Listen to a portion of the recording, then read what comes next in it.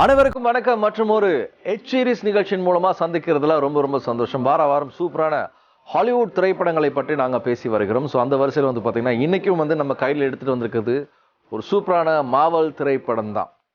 மாவல் Cinematic யூனிவர்ஸினுடைய 32வது திரைப்படமாகவும் கார்டியன்ஸ் ஆஃப் த கேலக்சியினுடைய 3வது பாகமாகவும் வெளிவந்திருக்கக்கூடிய Guardians of the Galaxy volume 3 திரைப்படத்தை பற்றி இன்னைக்கு நம்ம நிகழ்ச்சியில் நாங்கள் பேச போகிறோம். மாவலை பொறுத்த வரைக்கும் இந்த திரைப்படம் ஒரு மிகப்பெரிய ஒரு கம்பேக் திரைப்படமாக அமைஞ்சிருக்கிறது.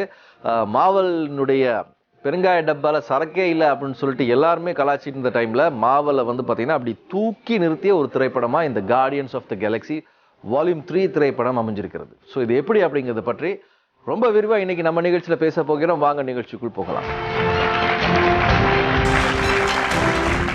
Guardians of the Galaxy volume 3 திரைப்படத்தினுடைய கதை என்ன அப்படிங்கிறத பார்த்துடலாம். இந்த கதையின் நாயகன் பார்த்தீங்கன்னா ராக்கெட் ரக்கூன் அப்படிங்கிறது தான் மிக முக்கியமான ஒரு விஷயம். ஸோ அவரை பேஸ் பண்ணி தான் பார்த்தீங்கன்னா இந்த கதையை எழுதியிருக்கிறாங்க. நோவே, அதாவது விண்வெளியில் நோவே அப்படிங்கிற இடத்துல பார்த்தீங்கன்னா இந்த Guardians of the Galaxy team இருக்கிறாங்க. இப்படி இருக்கிற டைமில் திடீர்னு வரக்கூடிய ஒரு வில்லனான அடம் வாலாக் அப்படிங்கிறவர் பார்த்தீங்கன்னா இந்த டீமை தாக்குதார். அவருடைய தாக்கத்தின் நோக்கம் என்ன அப்படின்னு சொல்லி பார்த்தீங்கன்னா ராக்கெட்டை பார்த்தீங்கன்னா போட்டு தள்ளுறது தான். ஸோ ஒட்டுமொத்த அனிமல் லவர்ஸ்னுடைய எதிர்ப்பையுமே சம்பாதிச்சு கொள்ளக்கூடிய அடம் வாலாக் அப்படிங்கிறவர் ஏன் ராக்கெட்டை போட்டு தள்ளணும்னு நினைக்கிறாரு அப்படிங்கிறது ஒரு மிக முக்கியமான காரணமாக இருக்குது. ஸோ அவருடைய தாக்குதலில் பார்த்தீங்கன்னா ராக்கெட் சாகலை, ஆனாலும் ஒரு மிகப்பெரிய காயங்களோடு பார்த்தீங்கன்னா உயிர் தப்பிக்கிறார். ஆனாலும் பார்த்தீங்கன்னா அவரை உயிர் காப்பாற்றணும் அப்படின்னா ராக்கெட்டினுடைய இதயத்துக்கு ஒரு சத்திர சிகிச்சை செய்யணும். அப்படி செய்யணும் அப்படின்னா அதற்கு பார்த்தீங்கன்னா ஒரு பாஸ்வேர்டு இருக்குது. அந்த பாஸ்வேர்டு பார்த்தீங்கன்னா அடம் வாலாக் கிட்ட தான் இருக்குது. ஸோ வில்லன் கிட்ட இருக்குது. ஸோ நம்ம கார்டியன்ஸ் டீம் பார்த்தீங்கன்னா வில்லனோட போயிட்டு சண்டை போட்டு அந்த பாஸ்கோடை எடுத்து ராக்கெட்டை காப்பாற்றினாங்களா இல்லையா அப்படிங்கிறத சொல்லக்கூடிய கதை அம்சம் கொண்ட திரைப்படமாக கார்டியன் ஆஃப் த கேலக்சி 3 உருவாகி இருக்கிறது. மாவலை பொறுத்த வரைக்கும் அயன்மேன் மாதிரியான திரைப்படங்கள், கேப்டன் அமெரிக்கா மாதிரியான திரைப்படங்கள் பார்த்தீங்கன்னா ஒரு மிகப்பெரிய ஒரு சாம்ராஜ்யத்தை உருவாக்குறதுக்கான வழிவகைகளை செய்தது அப்படின்னு கூட சொல்லலாம். ஏன்னா ஆரம்பத்தில் ஸ்பைடர்மேன் மூலமாக ஆரம்பித்த இந்த கதைகளை பார்த்தீங்கன்னா ஒரு நேர்கோட்டில் சந்திக்க வச்சு அதன் மூலமாக MCU அப்படிங்கிற ஒரு மிகப்பெரிய கோட்டையை பார்த்தீங்கன்னா கட்டி வச்சுருந்தாங்க. ஸோ அது மாத்திரமன்றி மாவலினுடைய தொடர்ச்சியான திரைப்படங்கள் இருக்கக்கூடிய கதைகளினுடைய கோளாறு காரணமாக இந்த கோட்டை கொஞ்சம் கொஞ்சமாக சரிந்து கொண்டே வந்தது அப்படின்னு கூட சொல்லலாம். கடைசியாக ஸ்பைடர்மேன் நோவே ஹோம் அப்படிங்கிற திரைப்படத்துக்கு பிறகு வந்த எந்த திரைப்படமுமே பெருசாக ரசிகர்களால் கொண்டாடப்படலை அப்படின்னு கூட சொல்லலாம். ஆண்ட்மேன் 3 திரைப்படம் கூட பார்த்தீங்கன்னா மாவல் ரசிகர்களை மிக பெருசாக கடுப்பேற்றும் விதமாக தான் இருந்தது அப்படின்னு கூட சொல்லலாம். கதையில் மிக பெருசான ஒரு ஹோல்டு இல்லை. மாவல் அப்படின்னால வெறும் அனிமேஷனை மட்டுமே வச்சு சும்மா கண்கட்டி வித்தை காட்டி அமைச்சிடுறாங்க, சுற்றி விட்டு அமைச்சிடுறாங்க, உருட்டி விட்டு அமைச்சிடுறாங்க அப்படின்னு சொல்லிட்டு இந்த மாதிரியான கதைகள் ரொம்ப காலமாகவே இருந்துச்சு. இப்படி இருக்கிற டைமில் இந்த Guardians of the Galaxy volume 3 திரைப்படம் பார்த்தீங்கன்னா அந்த கோட்டைக்கு அப்படியே ஒரு சின்ன கல்லணை வைத்து நிப்பாட்டி வச்ச மாதிரியான ஒரு திருப்தியை தந்திருக்குது அப்படிங்கிறது தான் உண்மை. ஒரு படம் சூப்பராக ஒரு ஜனரஞ்சகமான அந்தஸ்தை தொடணும் அப்படின்னா எமோஷன் அண்ட் காமெடி இந்த 2 விஷயமே சரியாக இருக்கணும் அப்படிங்கிறது தான் உண்மை. இது மாவல் படம் இல்லை, எந்த சூப்பர் ஹீரோ திரைப்படத்துக்கு கூட பார்த்தீங்கன்னா இதே டெம்ப்ளேட் தான் அப்படிங்கிறது தான் உண்மை. ஏன்னா ரொம்ப காலமாகவே பார்த்தீங்கன்னா இதெல்லாம் காமெடி அப்படிங்கிற மாதிரியான காமெடிகளும் இதெல்லாம் எமோஷன் அப்படிங்கிற மாதிரியான விஷயங்களுமே தொடர்ச்சியாக தந்துக்கிட்டே இருந்தாங்க. நீங்கள் என்னதான் மிகப்பெரிய அனிமேஷன் VFX அப்படின்னு தொழில்நுட்பத்தை உச்சத்தை தொட்டு நின்றாலுமே இந்த 2 விஷயமே இல்லை அப்படின்னா அந்த பில்டிங்கை பார்த்தீங்கன்னா அப்படியே பேஸ்மெண்ட் வீக்கான பில்டிங் மாதிரி தான் இருக்கும் அப்படிங்கிறதா உண்மை. ஸோ இதை தெளிவாக உணர்ந்து கொண்டு காமெடி அண்ட் எமோஷன் இது 2யுமே ரொம்ப ஸ்ட்ராங்காக இந்த திரைப்படத்தில் வச்சுருக்கிறாங்க. கார்டியன்ஸ் ஆஃப் த கேலக்சி திரைப்படம் அப்படின்னாலே இதில் பார்த்தீங்கன்னா ஒரு வித்தியாசமான ஒரு காமெடி ஃபார்முலா இருக்கும். அதை ரொம்ப பெட்டராக இதில் ப்ளேஸ் பண்ணியிருக்காங்க. At the same time emotion அப்படிங்கிறது ரொம்ப அதிகமாக தேவைப்படும் இல்லையா? ஸோ அந்த ராக்கெட்டினுடைய கதாபாத்திரத்தை வச்சு இந்த திரைப்படத்துக்கான அந்த பேஸ் எமோஷனை பார்த்தீங்கன்னா ரொம்ப சூப்பராக கன்வே பண்ணியிருக்கிறாங்க. அதிலும் குறிப்பாக சொல்லணும் அப்படின்னா ராக்கெட்டினுடைய சிறு வயது காலம், அவனுடைய குடும்பம், ஸோ ராக்கெட்னா யார், ராக்கெட் ஏன் எந்த ஒரு விஷயத்துலையுமே முன் நிற்கிறது இல்லை, ஒரு வில்லன் வந்தால் நான் ரக்கூன் அப்படிங்கிறத அவர் ஏன் ஏற்றுக்கிறதே கிடையாது அப்படின்னு இந்த மாதிரியான நிறைய விஷயங்கள் எல்லாமே இருந்துச்சு. ஸோ ராக்கெட்டினுடைய அந்த கதாபாத்திரத்தை எஸ்டாப்ளிஷ் பண்ண விதத்தில் பார்த்தீங்கன்னா அந்த எமோஷன் அப்படிங்கிற ஒரு விஷயம் ரொம்ப சூப்பராக பில்ட் ஆகியிருக்கிறது. ஆகவே இந்த திரைப்படத்தில் எமோஷன் அண்ட் காமெடி இது ரெண்டுமே ரொம்ப சூப்பராக ஒர்க் அவுட் ஆகியிருக்கிற நேரத்தில் தான் இவங்க தொழில்நுட்பத்துக்காக பயன்படுத்தக்கூடிய மற்ற விஷயங்களும் கைகோர்த்து நிற்க ஆக மொத்தத்தில் இந்த Guardians of the Galaxy volume 3 திரைப்படம் ஒரு சூப்பரான திரைப்படமாக மார்வல் ரசிகர்களால் ஏற்றுக்கொள்ளப்பட்டிருக்கிறது. நம்ம தமிழ் படங்களில் கூட வந்து பார்த்தீங்கன்னா ஒரு முக்கியமான ஃபைட் சீனில் ஒரு எம்ஜிஆர் காலத்து சாங் ஒன்று வந்து அப்படி போடுவாங்க. இந்த மெர்சலில் நாங்கள் பார்த்துருப்போம். இது மெர்சல் மட்டும் இல்லை, விஜய் சேதுபதி படமாக இருக்கட்டும், இல்லாட்டி நம்ம தலை படமாக இருக்கட்டும், இது வந்து பார்த்தீங்கன்னா ஒரு சூப்பரான ஒரு கிளாசிக்கான ஒரு ஃபீலை தருவதற்கான ஒரு விஷயம் தான். ஸோ இது வந்து ஹாலிவுட்லேருந்து வந்த ஒரு விஷயம் அப்படின்னு கூட சொல்லலாம்.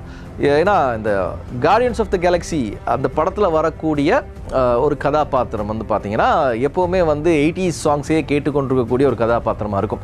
ஸோ அந்த கதாபாத்திரத்தினுடைய தொடர்ச்சியாக இந்த படத்தில் வந்து பார்த்தீங்கன்னா சில முக்கியமான காட்சிகளில் சில முக்கியமான எல்லாருக்கும் ஃபேவரட்டான 80s சாங்ஸ் வரக்கூடிய அந்த விஷயங்கள் வந்து பார்த்தீங்கன்னா ரொம்ப சூப்பராக ஒர்க் அவுட் ஆகியிருக்குது அப்படின்னு கூட சொல்லலாம். அதே மாதிரியே கொஞ்சம் எல்லாருக்குமே ஒரு வித்தியாசமான லுக் வந்து பார்த்தீங்கன்னா ரொம்ப யங்காக இதில் வந்து காட்டியிருக்கிறாங்க.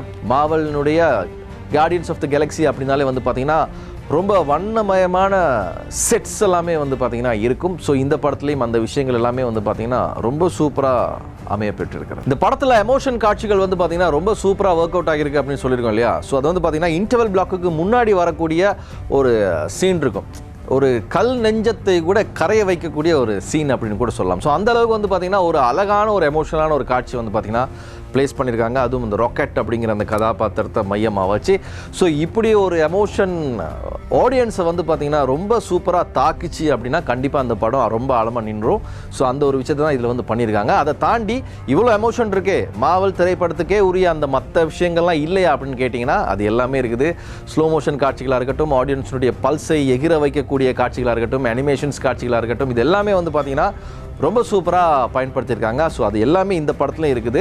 அது மட்டும் இல்லாமல் போஸ்ட் கிரெடிட் சீன் கூட வந்து பார்த்தீங்கன்னா 2 இருக்குது. ஸோ இது இப்படி ஒரு கம்ப்ளீட் பேக்கேஜாக வந்து பார்த்தீங்கன்னா இந்த திரைப்படத்தை வந்து உருவாக்கியிருக்கிறாங்க. இந்த படத்தில் இருக்கக்கூடிய ஒரு கவலையான ஒரு விஷயம் என்ன அப்படின்னு சொல்லி பார்த்தீங்கன்னா கார்டியன்ஸ் ஆஃப் த கேலக்ஸி அப்படிங்கிற இந்த ட்ராலஜியினுடைய கடைசி திரைப்படம். இதுக்கு பிறகு இந்த படங்கள் வரப்போகிறது இல்லை, இதுதான் ஃபைனல் எபிசோட் அப்படிங்கிற மாதிரியான ஒரு விஷயம் சொல்லப்பட்டிருக்கிறது.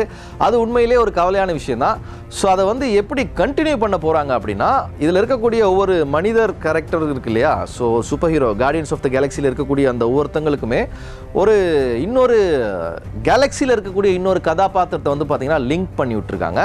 ஸோ அதுக்கப்புறம் அந்த கதாபாத்திரங்களை வச்சு அந்த படங்கள் வந்து முன்னாடி எடுத்துக்கொண்டு போகலாம். இந்த கதாபாத்திரங்கள் அங்கே வராது அப்படிங்கிறதா உண்மை. ஸோ அதுக்காக ஃபனியான சில காரணங்களை முன் வச்சு வந்து பார்த்திங்கன்னா அந்தந்த கதாபாத்திரங்கள்லாம் அங்கேருந்து கலட்டி எடுத்துருக்கிறாங்க. ஸோ அதோட இந்த கார்டியன்ஸ் ஆஃப் த கேலக்ஸி அப்படிங்கிற இந்த திரைப்படம் முடியுது அப்படிங்கிறது ஒரு வருத்தமான விஷயமா மார்வல் ஃபேன்ஸுக்கு இருக்கலாம். இந்த படத்தினுடைய கதை அம்சம் இன்னும் ரொம்ப சூப்பராக சிறப்பாக இருக்கிறதுக்கு மிக முக்கியமான ஒரு காரணம் அப்படின்னா வில்லனுடைய கதாபாத்திரம் அப்படின்னு கூட சொல்லலாம். சாதாரணமாக ஒரு வில்லன் அப்படின்னா விண்வெளியிலேருந்து ஏதோ கல்லை கையில் வச்சுட்டு வந்து அப்படியே மேஜிக் பண்ணுற வில்லன் மாதிரி காட்டப்படாமல் அந்த வில்லனை வந்து பார்த்தீங்கன்னா அவருக்கு ஒரு பின்புலம், அதுக்கப்புறம் வந்து பார்த்தீங்கன்னா அவர் செய்யக்கூடிய விஷயங்கள் ஒட்டுமொத்த எதிர்பார்ப்பையுமே அவர் மீது திணிக்கக்கூடிய விதத்தில் வந்து பார்த்தீங்கன்னா அந்த கதாபாத்திரத்தை வந்து அப்படி உருவாக்கியிருந்தாங்க. ஸோ அந்த வில்லன் கதாபாத்திரம் அப்படி டிசைன் ஆனதன் காரணமாக வந்து பார்த்தீங்கன்னா இந்த கதையும் ரொம்ப பவர்ஃபுல்லாக இருக்குது அப்படிங்கிற மாதிரி தான் ஃபீல் பண்ண தோணுது. ஸோ அந்த விஷயம் ரொம்பவுமே நல்லா இருந்தது. ஆனாலுமே இந்த வில்லனை தேடி செல்றதுக்காக அவங்க எடுத்துக்கொண்ட டைம் அப்படிங்கிறது ரொம்ப அதிகம். ஏன்னா படம் ஆரம்பித்தோடனே வந்து பார்த்தீங்கன்னா டிரெக்டாக கதைக்குள்ளேயே புந்துடுறாங்க, வேறு எந்த விதமான எக்ஸ்ப்ளனேஷனுமே இல்லாமல். ஸோ இப்படி ஆரம்பித்தவங்க அந்த வில்லனை தேடி செல்றதுக்காக எடுத்துக்கொண்ட காலம் வந்து பார்த்தீங்கன்னா ரொம்ப அதிகமாக இருந்தது. அந்த ஒரு விஷயம் வந்து மட்டும்தான் கொஞ்சம் லேகிங்காக இருந்துச்சு அப்படின்னு கூட சொல்லலாம். மற்றும்படி எல்லாமே வந்து பார்த்தீங்கன்னா பார்ட் 1 பார்ட் 2 பார்த்தவங்களுக்கு கண்டிப்பாக அந்த பாயிண்ட்லேருந்து புரிஞ்சு கொள்ளக்கூடிய விதத்தில் தான் வந்து பார்த்தீங்கன்னா இந்த திரைப்படத்தினுடைய கதை அம்சத்தை வந்து அமைச்சிருந்தாங்க. படத்தோட இயக்குனர் பற்றி நாங்கள் பேசவே இல்லை. படத்தோட இயக்குனர் ஜேம்ஸ் கன். ஆக்சுவலாக வந்து பார்த்தீங்கன்னா இவர் மார்வலில் ஆரம்பத்தில் ஒர்க் பண்ணிவிட்டு ஒரு சில பிரச்சனைகள் காரணமாக டிசி பக்கம் போனவர் தான். ஸோ அதுக்கப்புறம் அங்கே இருந்துட்டு திரும்ப வந்து பார்த்திங்கன்னா மார்வலுக்கு வந்திருக்காரு. ஏதோ விஷயங்கள் சமரசம் செய்யப்பட்டு அவருக்கு வந்து பார்த்திங்கன்னா மார்வலில் மீண்டும் தன்னுடைய ஆதர்ச அந்த கதாபாத்திரங்களை வைத்து கண்ணீர் மல்க ஒரு கதை எழுதணும் அப்படின்னு ஒரு டாஸ்க் கொடுக்கப்பட்டிருந்துச்சு. அந்த டாஸ்க்கை வந்து பார்த்திங்கன்னா ரொம்ப சூப்பராக மெருகேற்றிருக்காரு. ஒருவேளை இந்த படத்தினுடைய வெற்றிக்கு அவர் டிசி பக்கம் போயிட்டு வந்தது கூட ஒரு பக்கம் காரணமாக இருக்குமோ அப்படின்னு அளவு கூட வந்து பார்த்திங்கன்னா பேசப்படுது. பட் இருந்தாலுமே வந்து பார்த்திங்கன்னா இவர் ஆரம்பித்த இடம் மார்வல் தான். ஸோ அதுக்கு வந்து பார்த்திங்கன்னா சரிந்து கொண்டிருக்கக்கூடிய அந்த கோட்டையை தூக்கி நிறுத்துறதுக்காக வந்து பார்த்திங்கன்னா ஒரு சூப்பரான திரைப்படத்தை வந்து கன் தந்திருக்கிறாரு அப்படின்னு தான் சொல்லணும். சும்மா கன் மாதிரியான ஒரு திரைப்படம் தந்திருக்கிறாரு அப்படின்னு தான் சொல்லணும்.